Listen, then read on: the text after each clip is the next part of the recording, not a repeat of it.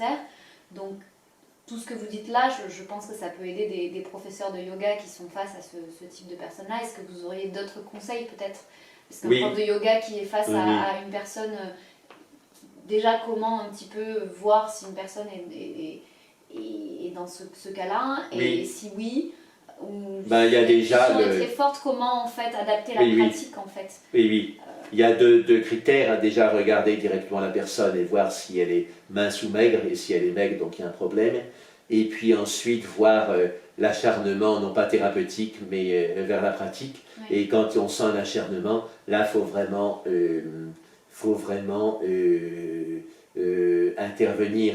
Donc on peut dire des choses aux anorexiques, il ne faut pas leur faire la morale, il faut que tu manges un beefsteak ce soir, mais par contre on peut dire, là je sens qu'il y a un souci, et gentiment, et souvent la personne s'ouvre en disant oui effectivement j'ai un problème, et voilà, si on le dit gentiment, sans faire la morale. Et aussi, il ne faut pas que les profs de yoga se dévalorisent et aient peur, au contraire, beaucoup plus qu'un vieux psychiatre avec ses grosses lunettes, une jeune prof de yoga peut être un modèle pour justement, en général elle est assez mince, c'est rare les profs de yoga obèses, et donc elle est un modèle d'équilibre de vie pour la jeune anorexique. Et donc si c'est la prof de yoga qui lui dit qu'il faut que tu manges plus, tu vois, moi je mange un peu plus que toi et ça va, je fais du bon yoga, le modèle identificatoire sera très fort.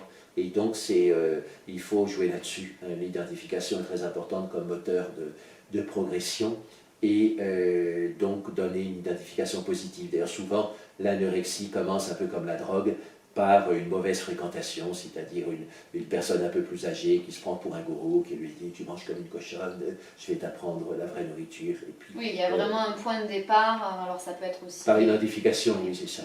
Donc il y en a une qui devient le gourou au mauvais sens du terme, mais le prof de yoga peut devenir gourou au bon sens du terme, en disant « voilà, moi j'ai trouvé mon équilibre de vie, il n'y a pas de raison que toi, s'y arrives pas au niveau de l'alimentation ».